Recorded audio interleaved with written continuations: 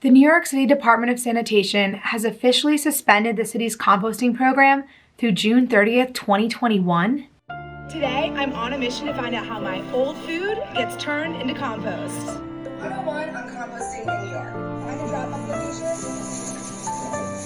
dump it in. This suspension is because of budget cuts associated with COVID-19, and there are grassroots efforts underway to reverse this decision. But in the meantime, I think we need to figure out some alternatives. So I want to know, how do I compost at home? This week, I'm going to explore 3 ways to compost. First, for people with a backyard, I'm going to set up a backyard bin.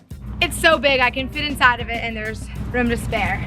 For people in apartments, I'm going to learn how to worm bin compost. The next big step is to get your worms. And for people who'd like to drop off, I'm going to interview the creators of Sharewaste, an app that helps you find composting sites in your neighborhood. One single person can make a massive change in their communities. I'm Lucy Biggers, and this is One Small Step. Composting is such an important climate solution that it's so disappointing that New York has suspended its program. For one, organic waste like food, when sent to landfill, releases methane gas, a potent greenhouse gas. Secondly, compost is like an organic fertilizer for your plants. It helps the surrounding soil retain water and adds nutrients.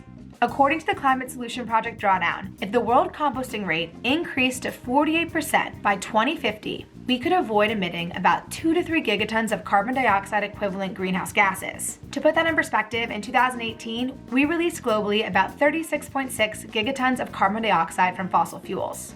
In the US, our composting rates are nowhere near where they need to be. In 2017, only 6.3% of food was composted in the US, a slight increase from 5.3% in 2015. Although in this video, we'll be exploring how individuals can compost, make no mistake, we need municipal composting programs. Okay, so before I jump into learning how to compost, I want to show you what I've been doing at my parents' house for the past 6 weeks. Here's our freezer, and in here we've got this big Tupperware container that we've been putting our compost in. Usually what happens is while one of us is cooking, we're taking our scraps and we're putting them into this container as it goes, then we put it back into the freezer. When this container gets full, I'll show you where we take it. In here is where we've been keeping our scraps, and I'm excited to talk with the backyard composting consultancy, Java's Compost, to learn what we should do with these. Because of quarantine, I've been out at my parents' house in the suburbs and they don't compost. So I would love for you guys to kind of talk me through what we can do. I actually have a picture on my phone. This is kind of where they put their yard waste. So I figured we could just put something right next to that. Yeah, so we recommend a specific one. It's called the Jora, J-O-R-A, tumbler, and it's insulated so it gets really hot. So the temperature can reach up to like 140 degrees in there. And the way that it's designed, it's on a swivel, so it's just really easy to turn. The other thing you need to look for in a tumbler is something that has 2 sides. So you can constantly compost like fresh food scraps. So one side you fill up all the way, so you leave it closed, and then you have the second side to fill up with the fresh scraps. And by the time the second side is full, that first side is ready to be emptied and used. You could also use like a boxed bin, an earth machine that sits on the ground. And those are very inexpensive, but you need to just be careful of animals burrowing underneath. So you won't be able to compost bones, dairy, oil, fat. You can't put that kind of thing in the earth machine that sits on the ground because animals will smell that. Whereas the tumblers, you can do more material because they're enclosed and animals can't access them. I like to tell people that, if you do go with the earth machine style, if you can get something that goes underneath it so that animals can't penetrate, could be a large piece of plywood or wire mesh, that can be one remedy. And you can't just like put it in a pile in your backyard? We usually will discourage people from doing that just out of consideration for how close everybody lives together. And if you end up with a infestation of rodents or whatever, then it's likely that it's gonna become an issue for one of your neighbors. So after some research, I've gone with the DF Omar garden compost bin, which I'm gonna assemble right now. I don't know if this is a 2-person job or not. Ugh! One side. Okay, so it fits together nicely. There's like a lock area here, I feel like, so you could really lock it for pests. Now I have to pick the like actual location where it's gonna be permanently. I wanna ask my parents where they want it to be. And I'm also gonna put a screen down on the bottom to keep out pests from burrowing under. We've picked a location for the compost. It's gonna go right in this little corner. Just guide it to where it's lined up. Yeah, it's gonna be like right on the, yeah, you're good. Let's move it this way. How do we make sure that our compost doesn't smell? And that's like everybody's main concern. So you really need to balance it. People kind of don't really understand that. So when you're composting, you need a combination of greens and browns, which is also referred to as nitrogen and carbon. And the nitrogen is your food scraps and the carbon is your dry materials, things like dry leaves, shredded paper, wood chips. So we teach our customers basically a balance of a 1-to-1 ratio. So 1 part food scraps, 1 part dry material. First thing I'm gonna do is put in some browns. I'm doing leaves.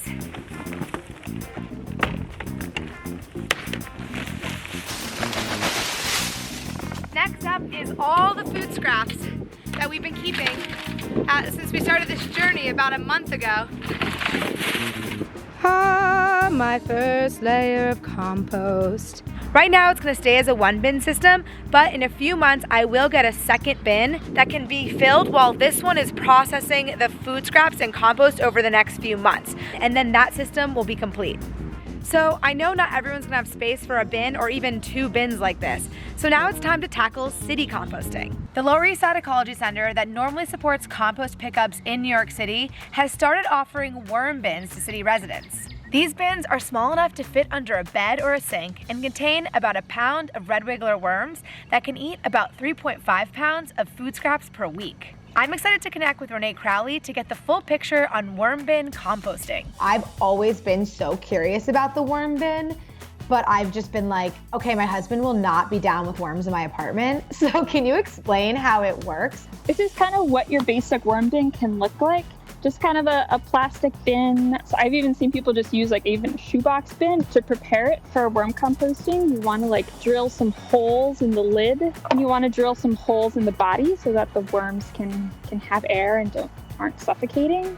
And before you start adding food scraps, one of the steps you can do to prepare your bin is to use newspaper, tear it into strips, just kind of make like a nice like fluffy newspaper bed.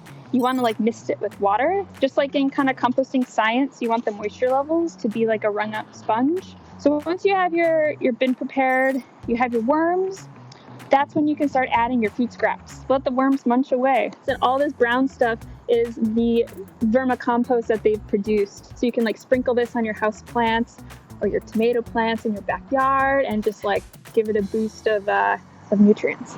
Honestly, the worm bin system was way less intimidating than I was expecting. But I know a lot of people will not be okay with 1 pound of worms in their apartment. So I've reached out to the creators of Sharewaste, an app that connects neighbors with compost bins to neighbors who have waste. When you open Sharewaste, you sign up as a host or a donor. Once you've signed up, you can look for waste donation sites in your neighborhood. Sharewaste reports they have about 60,000 users around the world. Obviously, this is nowhere near the scale that we need, but if it were to grow and if you have a site in your neighborhood, it can be a great option for you. What have you heard back from people who use your app? Would use Sharewaste, you probably already care about the environment, you care about the waste that you produce, and you immediately have like some sort of connection with the person who will accept your waste. So there's kind of a natural conversation starter. Some areas where we had no compost host at all, there was just one enthusiastic, dedicated person who just said, okay, I'm going to tell everybody. And they just spread the network where they live, and that's how it works. I would be worried about overloading the Sharewaste system with all the people who work composting in New York now going to Sharewaste. And so do you have any thoughts of like how to prevent that overload? The only thing that would happen would be that a lot of waste donors would be reaching out to hosts and they would be saying, I'm sorry, my compost bin is at capacity.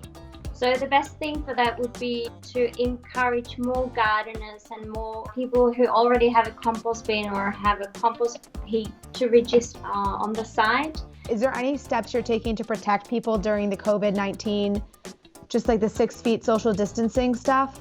We're absolutely supportive of anyone who wants to disable our listing for now because they're concerned. You can still donate your organic waste without actually meeting with the host. You just leave the bucket or caddy there on their porch, for example, and they will take it, they quickly sanitize it, they take it, they empty it into their compost bin, and they return the caddy. There is no doubt that we need municipal composting if we're going to reach our climate goals. However, I do think knowing how to compost at home is very empowering. From setting up this bin to learning about the worm bin system and talking to Sharewaste, I realized we have a lot of great options at our disposal during this very difficult time. So my one small step for this episode is try one of these composting systems and let me know how it goes. That's all for this episode. I'm Lucy Biggers. I'll see you next time. Bye. Mom, is that gonna go out to the compost? Caught me! This is my greatest new kitchen tool. Just a clear bowl where I can put all my scraps and then you can walk them out to the compost. Thanks, Lucy. Okay, I'll take them out.